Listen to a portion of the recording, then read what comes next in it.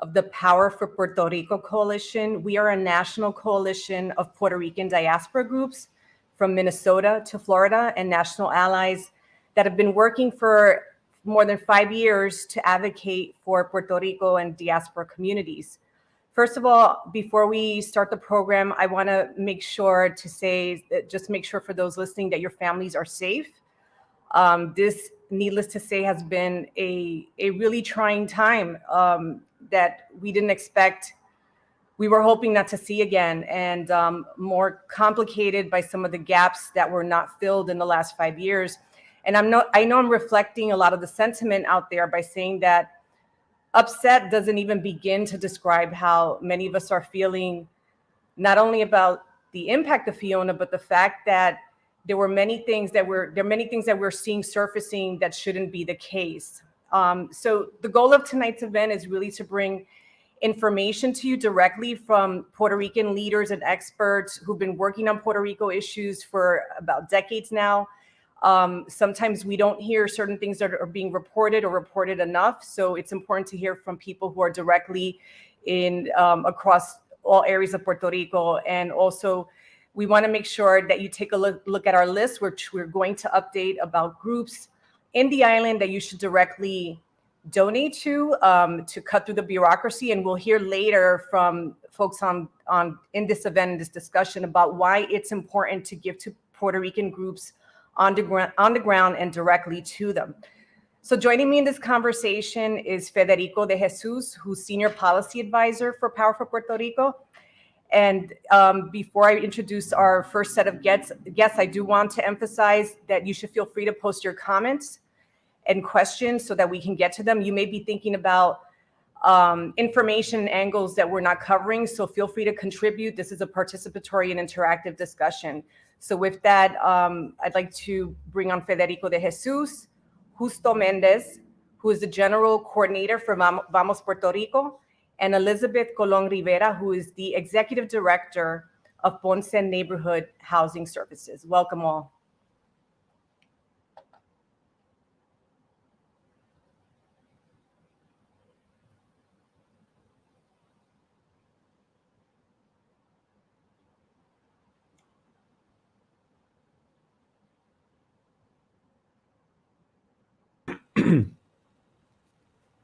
Hey, everybody.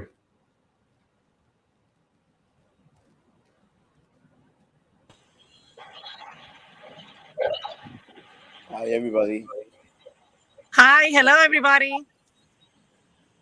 Thank you, Justo and Elizabeth, for being on with us. As folks can see, Elizabeth is operating with limited power, which is why she's in her car, and we're really grateful for the time that they're committing to this, to being with us in discussion and connecting with La Diaspora. So first, Justo y Elizabeth, can you briefly both tell us about the work that you do, your organizations? Elizabeth? Well, thank you, first of all, for the opportunity. As Erika said, I'm on my car. I don't have any electricity. I'm in Ponce, and the whole southern area and the west area are without any electricity, and a lot of people are without water also. So very little signal and no internet. So that's the reason that I'm in my car. Thank you very much for the opportunity. I am the executive director of a nonprofit in Puerto Rico, NHS. We are a housing counseling agency certified by HUD, and we also work with community development programs. So for us, we have been around for almost 30 years, and we know what has been going on around with our communities for the past 30 years. So thank you for the opportunity to bring me to the table here and talking about what has been going on right now in Puerto Rico. In my case, also grateful for this invitation and opportunity. I represent Vamos. Vamos is a non-partisan political organization in Puerto Rico that promotes the decolonization of Puerto Rico through the decolonization of our dependency mindset. Because of all our education and the way we are raised, we raise in a colonial mindset of dependency. And what Vamos does is organize in the communities, grassroots, via popular education, organization, and mobilization, so that communities transform themselves by their efforts and with their resources into sustainable communities. And we try to support a shift from assistencialismo, that type of support that doesn't promotes transformation, to sustainability. That's also mainly what we do, and we do it via the Community Response Network, la Red Comunitaria de Respuesta, that it's 35 organizations all around the archipelago of Puerto Rico, creating themselves as the communities they want to be. Thank you, Justo. Elizabeth, I'd like to ask you a question. When we first met, we were dealing with the earthquakes that hit Puerto Rico in the end of 2019 and beginning of 2020. And obviously, Puerto Rico still hasn't recovered from that. So I wanted you to talk about how this recent storm on top of the earthquake and Maria affects your work. And specifically, wanted to mention something. You were quoted in a press conference that I was attending the other day that you weren't able to come because of the storm. But basically, the experience shared was that you were saying that people in Ponce and in surrounding southwest areas were given vouchers not to repair their homes, but to move away from them. So the fear of placement and what's going on now is alive and well. And I'd like you to talk about that. If you fear that, if that's a problem that you're dealing with and how, and obviously just talk about your experience if you can on that issue, if you can. I appreciate it. Yeah, relating that, we haven't recovered from Maria yet. So we have on our plate Hurricane Maria, the earthquake, the pandemic situation, and now this new catastrophic event. And the thing is that our biggest concern is that as additional catastrophic events added to our situation, for example, the flooded zones are adding up. Now we have more zones and areas and regions in the whole island that are going to be included as a flooded zone. So we need to make the federal government and other parties involved the importance to, instead of relocate people as part of the process that they're doing with the R3 program. R3 program is a program under the CDBGDR funds that are still working with Hurricane Maria, and those funds are working with reconstruction, relocation, and rehabilitation. But the thing is that they're not looking for alternatives to mitigate. Instead of that, they're relocating and moving people, displacing whole communities. And the thing is that with each event, we have more areas that are becoming flooding areas. So at the end of the day, where are we going to relocate these families? There are not going to be any places left. So instead of um, relocate these families and spend a lot of resources and funds and money for this relocation process, we need to start thinking about mitigation processes and alternatives. For example, this hurricane has worsened several structures, and even few buildings have collapsed as a direct consequence of this hurricane. And because of the damage that the previous hurricanes and the earthquake have been doing to these structures are already very fragile. So with each event, they're going to be worse. So at the end of the day, we need to focus on opportunities and strategies to mitigate. For example, prepare floodgates, seawalls, sea gates, and levees. So at the end of the day, and even put our structures, our homes in a higher, like put the structure higher, because we need to understand that the zones are going to get flooded each time, and we don't have any places left to relocate people. So we need to redirect these funds instead of relocating people. So we don't have places to relocate. Our inventory relating our affordable housing market, it's very low. The inventory of houses are very low relating affordable housing. So instead of looking for relocating these families in houses that we don't have anymore, we need to start thinking outside of the box and look for opportunities to mitigate and to make sure that these families stay in their communities with these alternatives and these ways to make them feel safe. So for those piping in now, we've just heard from Elizabeth Colon Rivera of Ponce Neighborhood Housing Services, and what her main point, the strategy of relocation is not a fundamental solution. There's limited inventory housing stock in the island, so that we need to think about these in a very different way and very rapidly. Now, Elizabeth, I wanted to throw a question out because we had shared information about some engineers a couple of weeks ago warning that the earthquake repairs to the repairs that were being done on structures to make them seismic resistant were not really addressing the fundamental issues that they needed to provide. They needed to provide for the fact that the structures moved during earthquakes, and instead you had like basically band-aid repairs that were being done. Is this still an issue? Is something we should still be concerned about, or? It's a big issue. For example, I can tell you that the street near our office in downtown Ponce, after this hurricane, the structure was already damaged and it just collapsed.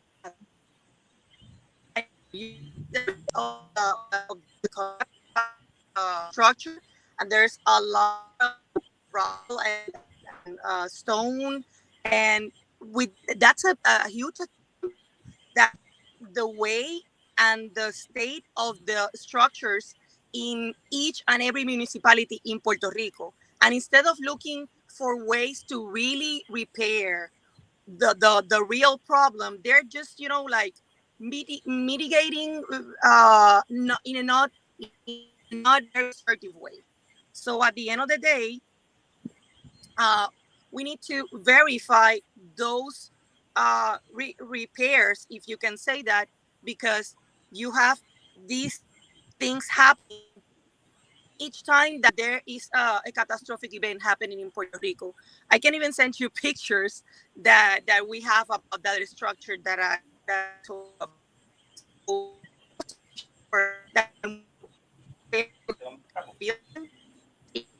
that it's going to be safe and it's going to be prepared the next event that is going to happen. We're in the highway of the hurricanes at this point. So we want to make sure that our communities and our families are safe in their own homes. Right now, we have thousands of people living in shelters and with relatives because they are not safe anymore in their homes. Their homes are devastated with mud.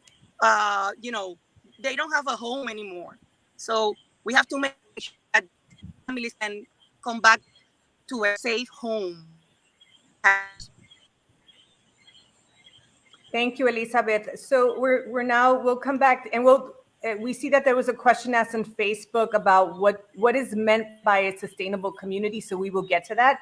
I want to turn it over to Justo Mendez. And Justo, so you have this red comunitaria, but we're hearing from the governor is doing these daily press conferences. FEMA is dedicating. The president has announced a lot of money, an emergency declaration, and there's money already in the pot. So why even have a red comunitaria if supuestamente there's an emergency response from the local government, the Commonwealth government, and the federal government?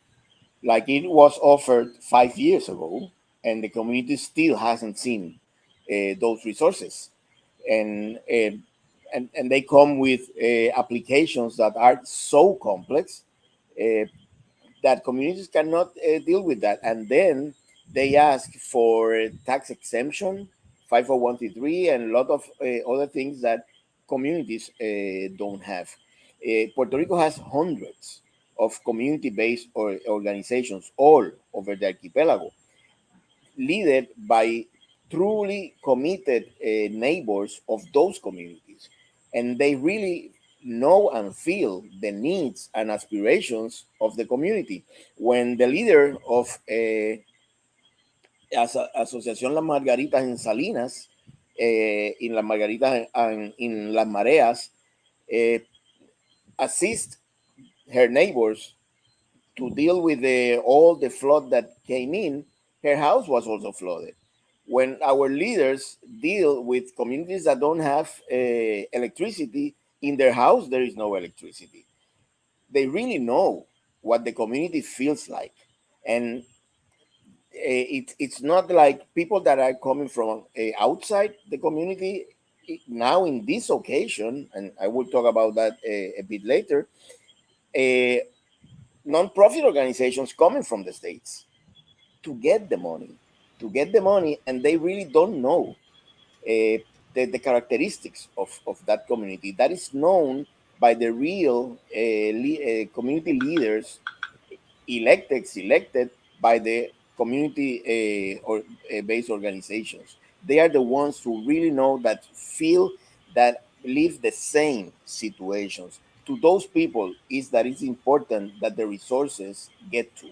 And the resources that are announced since 5 years ago have come to the big companies, to the big foundations, and it doesn't trickle down to the community.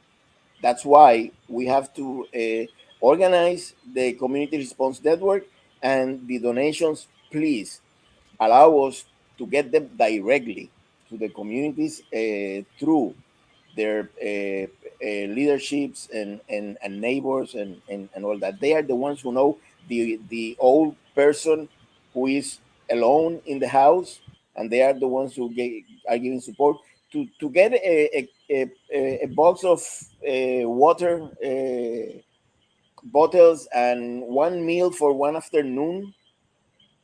What will resolve one afternoon of their lives?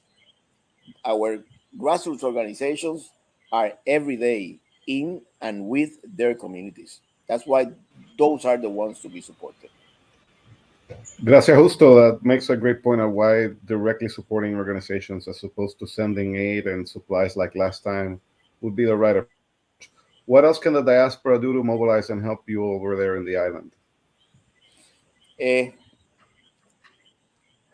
Maria, if you look at Maria, there was monies assigned to Puerto Rico, and with those monies came the private companies who got the contracts and took all the profits, and profit was more important than service to the communities.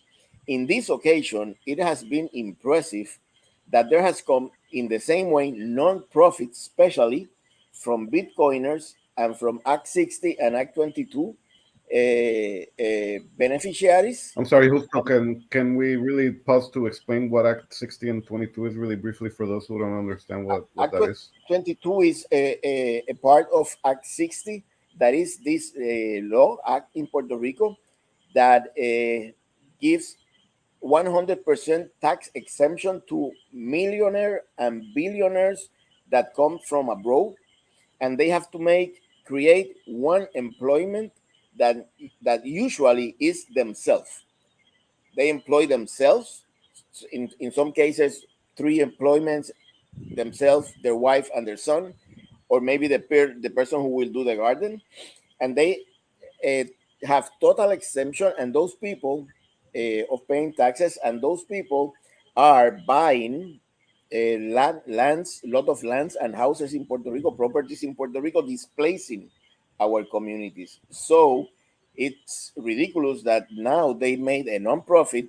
They go to the communities, bring in a box of water and some plates of food, and later on will come to that same community to displace the people of the community. And that is what Act 60 has been allowing in Puerto Rico. So it's very important. The diaspora has to be checking to whom the resources go directly, and not let the credible organizations like the ones in power for Puerto Rico be misconfused with these new nonprofits that are coming. Diaspora has to tell our people who truly supports the development and transformation of Puerto Rico, and who is just here for the profit. Thank you, Gracias, Justo. Justo. Elizabeth, do you want to add to what how the diaspora should be taking action in support of you?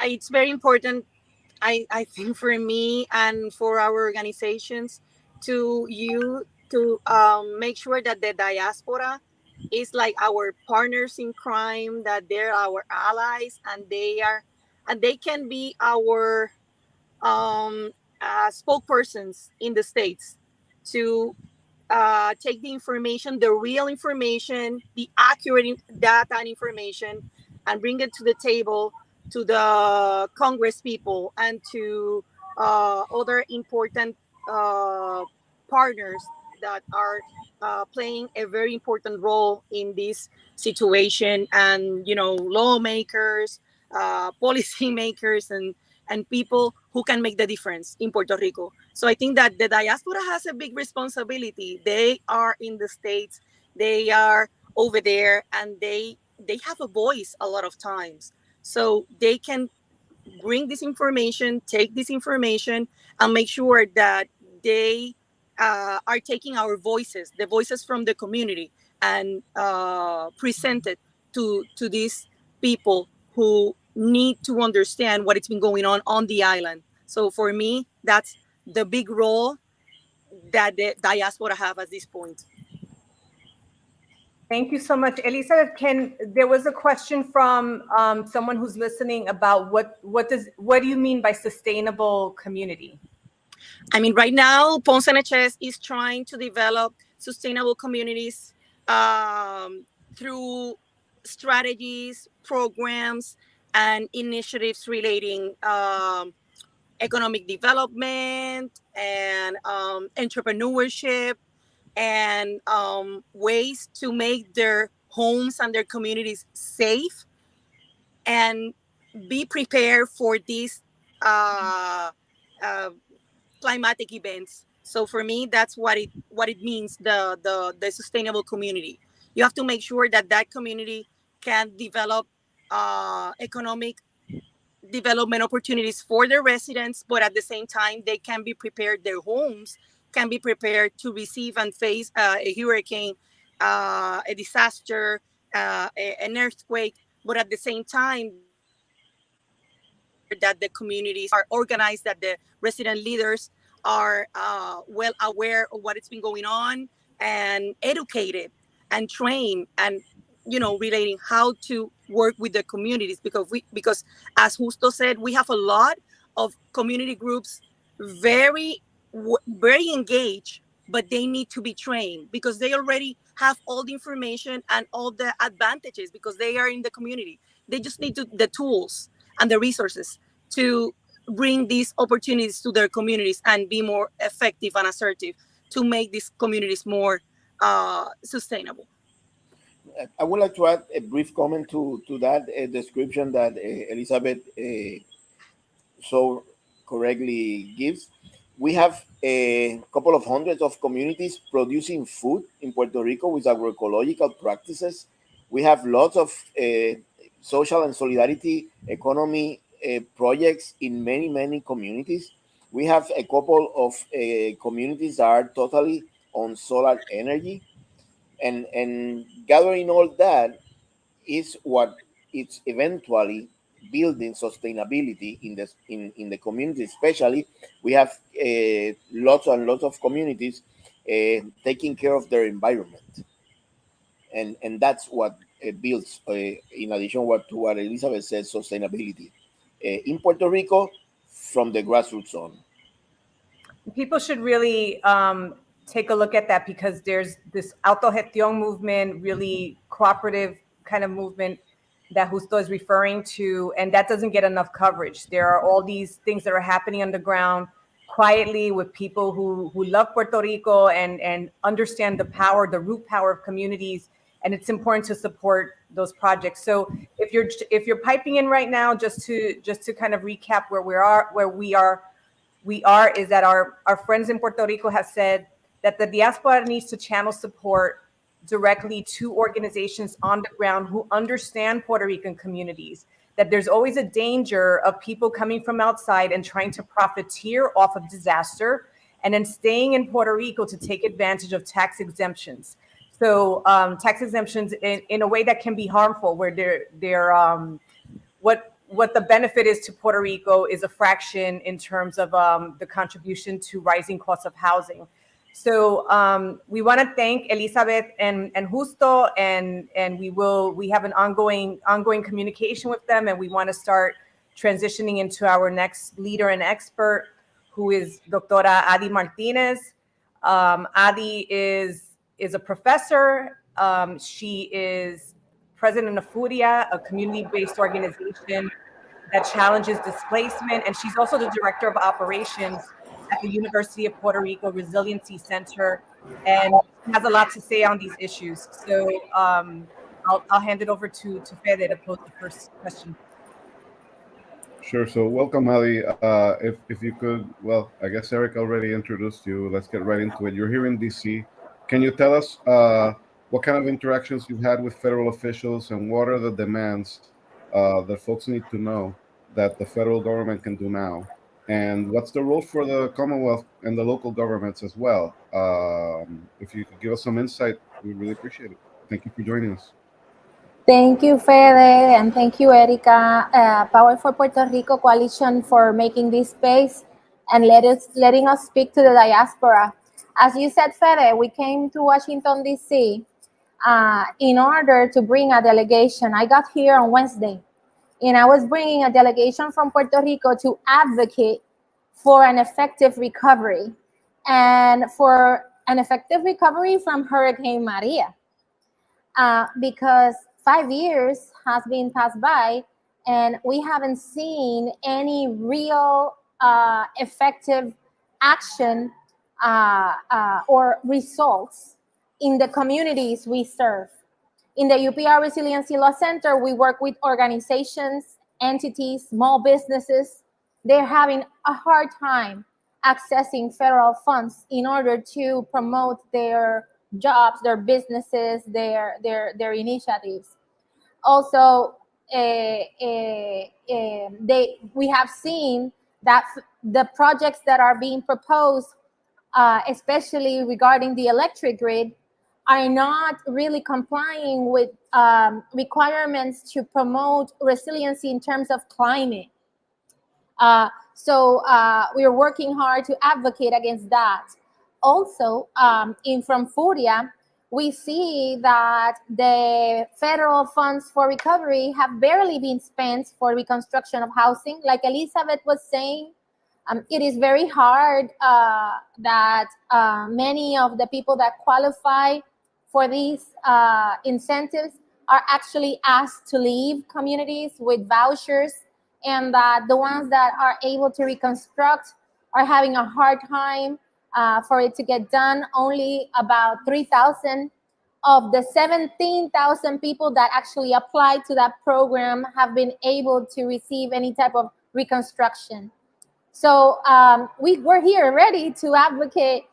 And also 0% of the funds for earthquake reconstruction have been spent. So it has been very slow. And then when I got here on Wednesday, then Saturday, Fiona hits, my delegation cannot get here. And it was such a tough weekend for us when we are hearing from, and I'm hearing from Puerto Rico of community leaders crying for help because their houses are getting flooded to their second floor.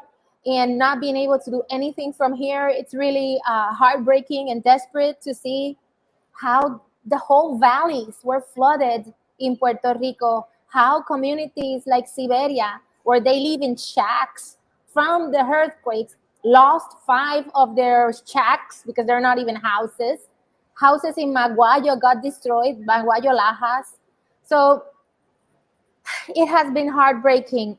We are asking federal authorities, Congress, and agencies that in order for emergency help and disaster recovery to get done, you need to listen directly to civil society. And I mean directly. Just today, we had the emergency declaration from President Biden, and they excluded a number of municipalities that were directly hit by the hurricane. We have been demanding, they have been working hard to get those information that they need. We don't really know where the miscommunication from FEMA, from the local government.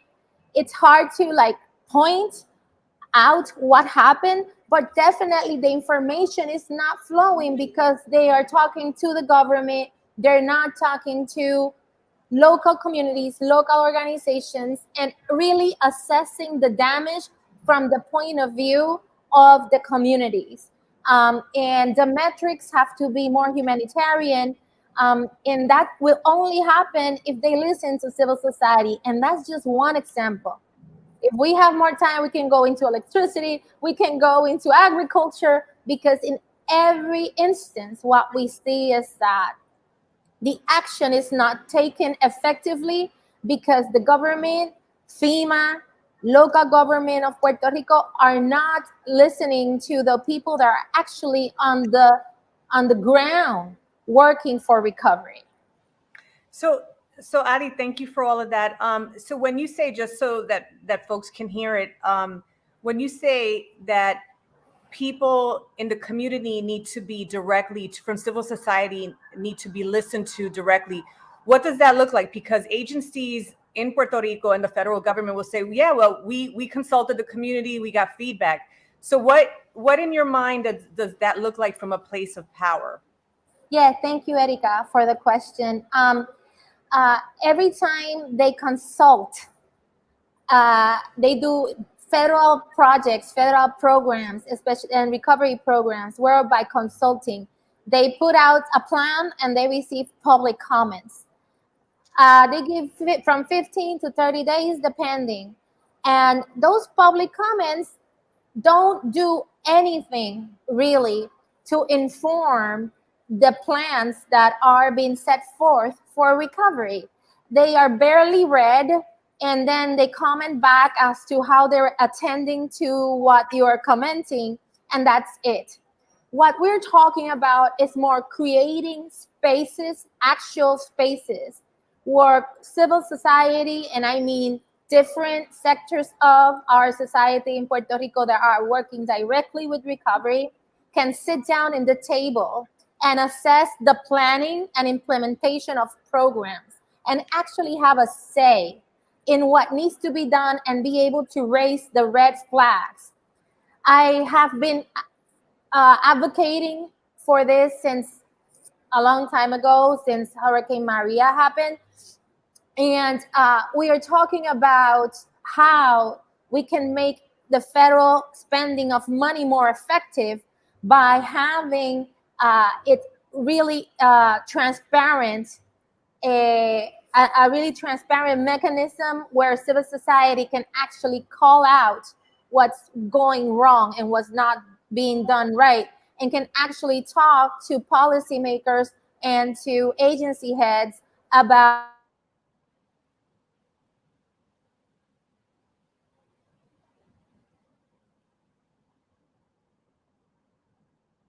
Okay, guys, so we pause for that freezing, and hopefully we can get Adi back into the conversation.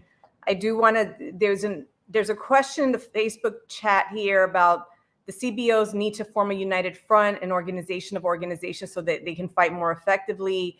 I wanted to pose that to Dr. Martinez and the others, but what I will say is that there are coalitions of CBOs in the island. For example, there's the Queremos Sol coalition, which is a large front of organizations that are trying to hold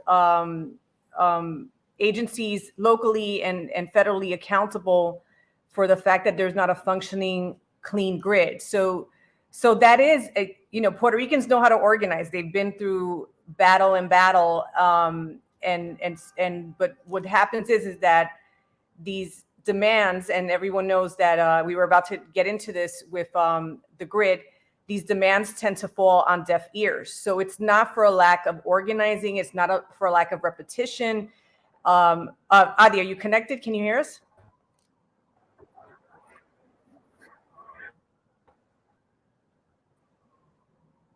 I'm here. Okay, great. We can.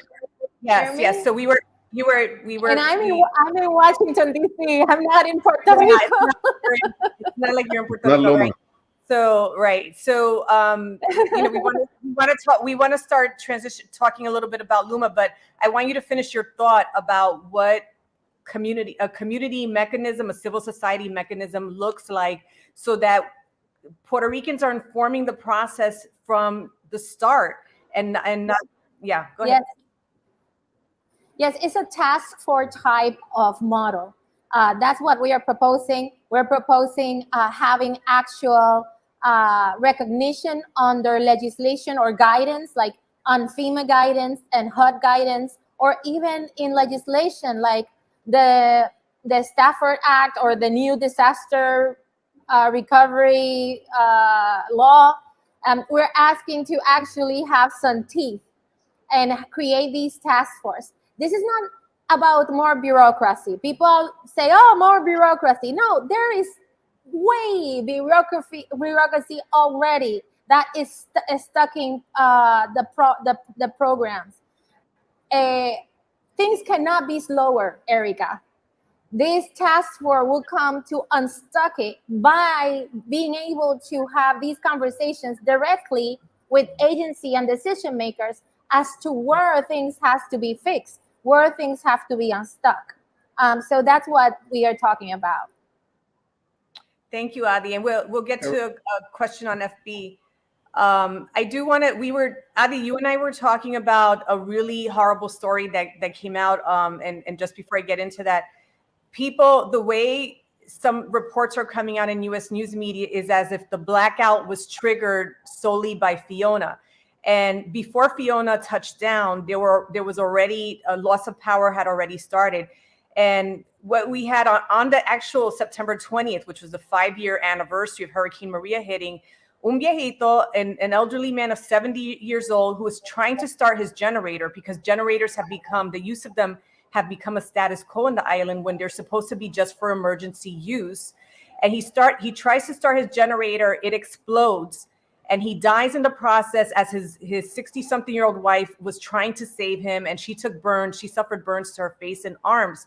And this is the kind of day-to-day danger that people are in that is just exacerbated during the storm. But can you talk to us about why there's this sort of status quo of disaster and this grid under this private, why did Puerto Ricans hit the streets only weeks ago around this grid? Yes, definitely. Since we were transitioned into the new privately administered the distribution of the grid by Luma, we have seen countless of blackouts, some island-wide and others like sectors that have been passing blackouts throughout the time. And for us, it has been very shocking, and I'm going to try to be very simple here. We were pressured by the Fiscal Control Board and the federal government to privatize our distribution system in order to be able to get federal funds for reconstruction. The government of Puerto Rico contracted out to this private agency from Canada that does not know anything about Puerto Rico in a contract that does not have any clauses to make them responsible to what they're doing, about what they're doing. The contract is a very bad contract. And then this agency starts, this private company starts administrating the grid, and is definitely not prepared.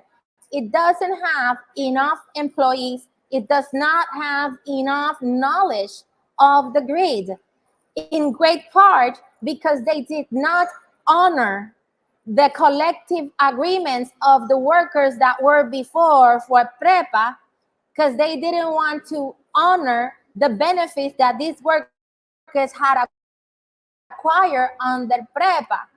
And so a lot of the people that administered the grid left and are doing paper running work in other places in government. And in that sense, we lost a whole community knowledge. Our grid is a grid that is really bad. You know, like an old Toyota, un Toyota Nyangara that doesn't work. But the only person that actually knows how it can make it run is the owner that has owned it for a long time and can fix the little things. That was our distribution grid. And then they changed the owner. They gave it to a new person that does not know the quirks, and they don't know how to deal with it. And so it has been like that. They swore that and the governor defended that. They swore that they were ready for a storm, that they had enough employees.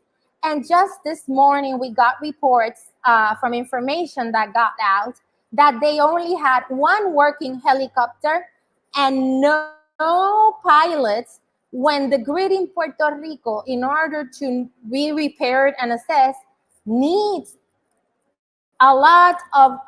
needs at least 5 helicopters and 5 pilots to assess it, because it's generated in the south and it's distributed to the north through the cordillera, through the mountains. So the lack of knowledge, the lack of employees, the lack of equipment, the needed equipment, has made it very hard for such, we're talking about a Category 1 hurricane.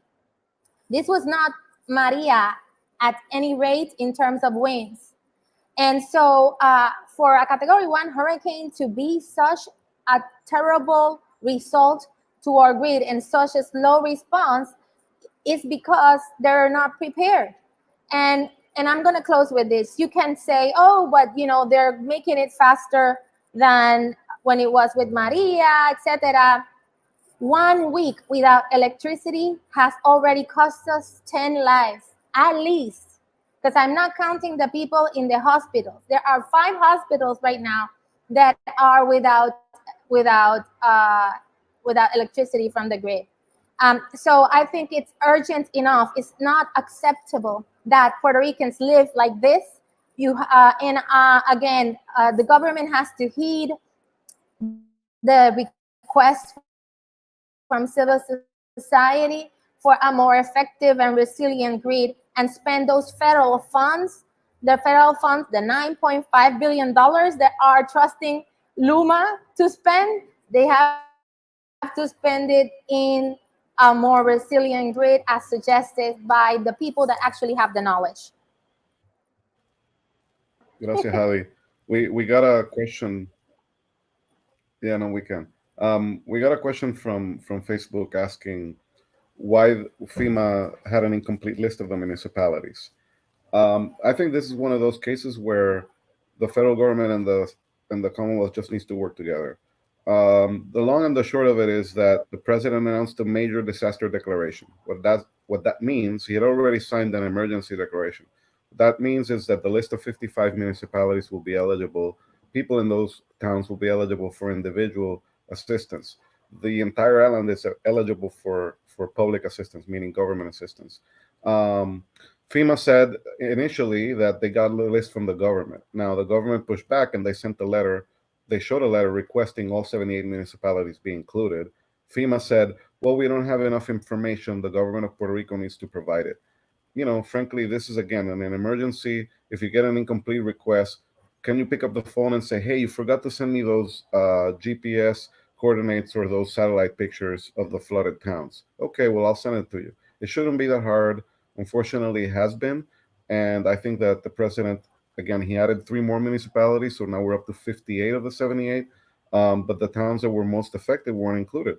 And those are probably going to be the towns that it's going to be more difficult and it's going to take longer to make an assessment. This is an emergency.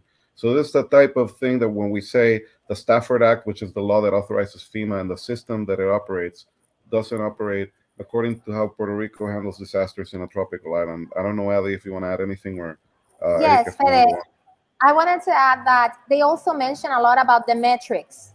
The government of Puerto Rico did not give enough information for FEMA to apply the metrics that are needed to qualify for those municipalities. What are those metrics?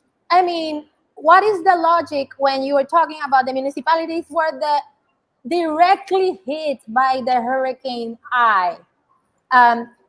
Doesn't the metrics include that? I mean, it's just like what you said.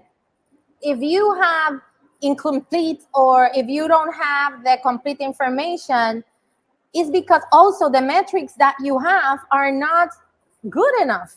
That's why we insist you have to get into this process. We cannot leave it to bureaucracy. We have to get more information of what is needed from local knowledge. Thank you, Adi, so much. And I want to give Arecibo a special shout out because that's Adi's hometown, home municipio. Thank you, Erika. We look forward to staying in touch and staying in conversation with you. As a matter of fact, we have we're collaborating on a briefing in Washington, D.C. on September 27th for Congress that Adi is among the experts on. So we're so glad that I know it's hard for you to be here, but we're glad that people can hear your expertise right on the Hill. So thank you so much. I want to highlight, in addition, we're highlighting Furia, which Adi works with, a community-based organization. And on Power for Puerto Rico's homepage, we have a list of organizations, Puerto Rican organizations on the ground who know their communities, that you can donate directly to, and also check out their respective pages for any other details. So that's at power4puertorico.com. We've talked about Furia, Ponce Neighborhood Housing Services, and also the Red Comunitaria that Justo Mendez mentioned. I also want to mention, because we want to make sure also that we have regional diversity. As somebody mentioned earlier, sometimes one side of the island or certain regions get emphasized over others, usually over the ones that are more vulnerable. So we also want to encourage people to give to Brigada Oeste, Comedores Sociales, and Casa Pueblo. And again, we have that list, and it will be updated at power4puertorico.com, power4 Puertorico.com. So thank you so much, Adi. And we're going to don't start forget the UPR Resiliency Law Center, please. UPR and the University of Puerto Rico Resiliency Law Center, an amazing brain trust. So we want to start transitioning into our next guest. There's a lot of heaviness, and a lot of us are triggered by what's happening. And we invited this guest, Mariposa, because we needed to hear some acknowledgement of those feelings, and also some words of inspiration. She is an amazing poet from the Bronx. She's been featured on BET, HBO, and PBS, and she has an amazing poem called Ode to the Diasporican that if she doesn't do tonight, I urge you to look it up on YouTube, because it is an epic tribute to the Puerto Rican diaspora.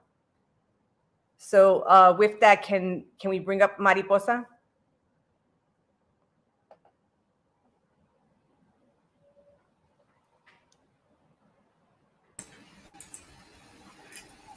Peace, mi gente. Thank you, Erika, for that introduction. Peace and love to all my people in Puerto Rico, to everyone who shared. It's been to listen to the report from the ground and to be present, to share something creative with you. It takes something. So I'm just going to take a breath, and I need to take a breath. And I'm going to invite you all to take a breath and to feel whatever you're feeling. It's okay. And I have this ocean drum just in honor of our people who we lost in Hurricane Maria, and our people who are suffering, who we may not see, to be reminded that we are connected. And to dedicate this piece, this creative piece, which is very, very new. So is for our ancestors and for us who are here carrying on the legacy of resistance.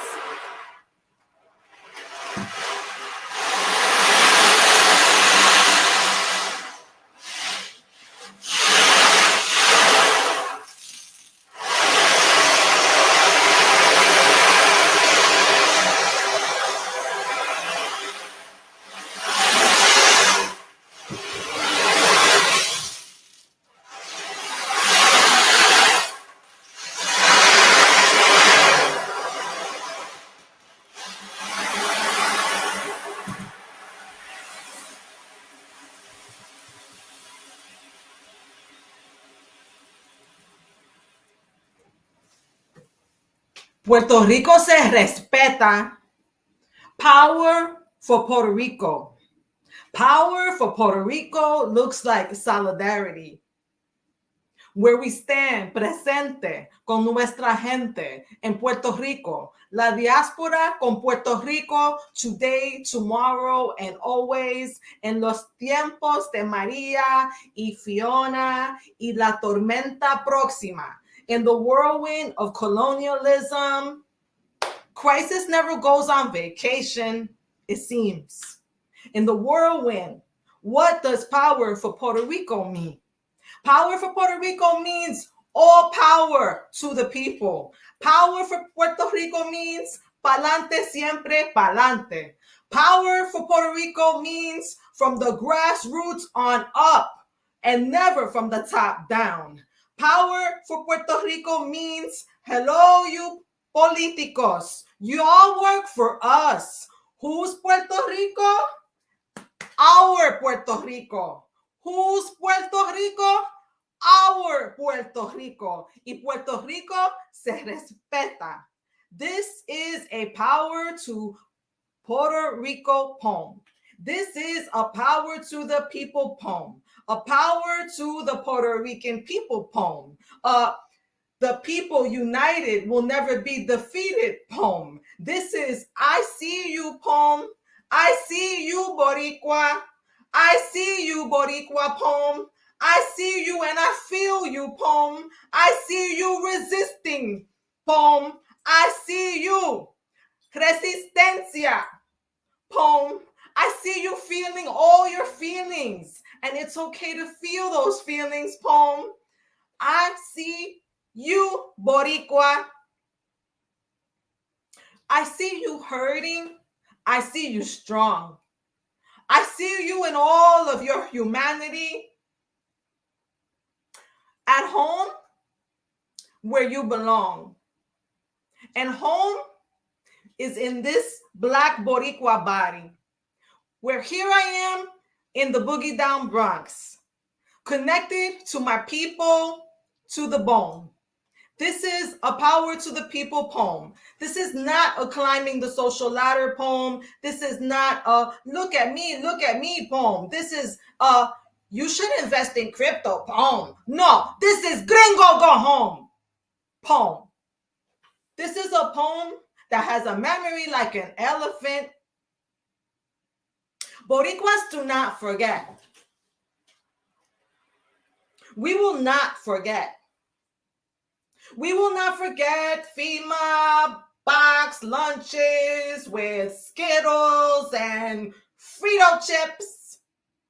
We will not forget 6-ounce water bottles offered for chapped lips. We will not forget paper towels thrown in our faces. We will not forget all of the disgraces.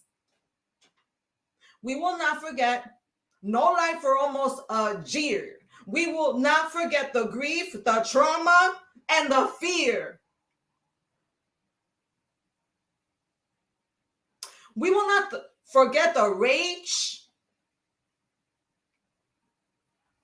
We will not forget. What does resilience mean if it does not mean resistance?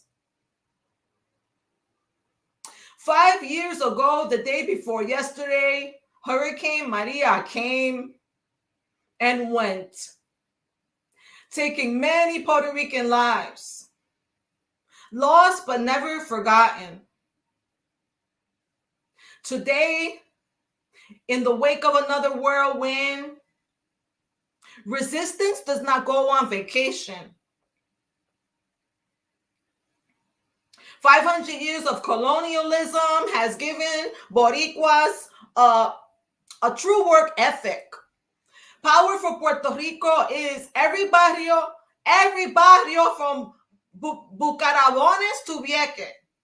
Every municipio getting what they deserve, what the people need, what the people need. And what do the people need? They need tomorrow what they needed yesterday. Con vecinos y vecinas y vecines aquí y allá, we can see our love, our strength, and our determination. We know that we can move mountaintops together. And what we demand is justicia, justicia, justicia. Y resistencia. And I will end with my signature poem that Erica evoked. So it's, mira mi cara puertorriqueña, a mi pelo vivo, a mis manos morenas. Mira mi corazón que se llena de orgullo y dime que no soy boricua. Some people say that I'm not the real thing. Boricua, that is, because I wasn't born on the Enchanted Island, because I was born on the mainland north of Spanish Harlem, because I was born right here in the Boogie Down Bronx. Some people think that I'm not bona fide because my playground was a concrete jungle, because my Rio Grande was the Bronx River, because my Fajardo was City Island, my Luquillo, Orchard Beach. And summer nights were filled with city noises instead of coquis, and Puerto Rico was just some paradise that we only saw in pictures. What does it mean to live in between?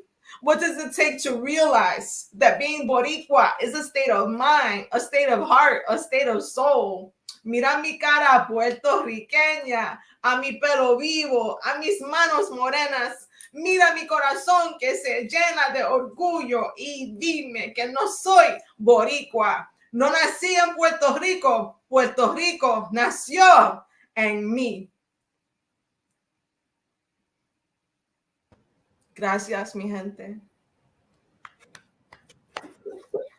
Thank you, Mariposa. That was amazing. Can folks show their love for Mariposa in the chat and for our guests? Give us a couple of more minutes. Mari, people are asking how they can see the words of your poem. Can people just Google and Ode to the Diasporican? I'll share it I'll put it on Instagram, and then you could share it. Then you could see it. And thank you for that beautiful question. And my collected poems will be available soon, very soon. Great. We're looking forward to it. We need to be reminded that no matter where we are at, that we are Boricua and we have a duty to our querida isla. So please hang on for a minute, because we're going to talk about next steps just quickly. And I do want to mention that on the list of organizations that we are recommending donations to, and again, this list will be updated, is Taller Salud, which is in Loíza, which ironically was one of the municipios left out of the emergency disaster declaration. Yet there was a section of it that had to be evacuated and was given 2 hours notice during Fiona. So please keep them in mind. And also Protechos. So the information for those organizations, again, is popping up and is also on power, number 4, puertorico.com. And just to quickly remind us what the call to action, since we want to be in unison with folks in the island, is to rally behind Puerto Rican organizations on the ground who have been doing this work for years and who know their communities best. Not organizations that come in from the outside to cash in on the disaster funding and don't even speak Spanish, don't know how to navigate the island, et cetera, et cetera. The other call we heard is that La Diaspora has to be vigilant about the way public dollars are being directed and how they are channeled. So we have to stay on top of that. We must be on top of Congress. That was what Elizabeth Colon Rivera mentioned. And I will add that Power for Puerto Rico will be calling on you to mobilize, because we reject the state of misery that our people are being subjected to under Luma Energy, which has been the case for well before Fiona. And if we want a different result for the island, for our family, for our relatives, we have to step up our level of action. Because if we don't, all we're waiting for is basically the next time and a death notice about a family member. And that's not something I want to feel. That's not something that any one of us wants to feel. So we need to really step up our game, because 2017 and the thousands of people we lost then, that should have been enough of an alert. And apparently it was not for many people. That's outrageous. So please stay tuned for information and action by signing up for updates on where you can show up. You can sign up again at power4puertorico.com. Ask people to share the link to this conversation, so folks who missed it have a chance to watch it and hear straight from the experts and community leaders on the ground. And then finally, I want to thank the people who made this happen, that quickly pivoted. We had another event scheduled for Monday. So Christina Rodriguez Greenberg, who quickly put this program together. And then the person who was working the StreamYard magic to make sure that this all ran smoothly, Christina Robinson. Thank you so much, women. This is teamwork makes the dream work. And we all need to work as a team together behind in any way that we can. So please stay tuned in touch with us on Facebook, on Twitter, in our newsletters, because we all need to act together. Thank you, gente. We're going to get through this, and powerfully.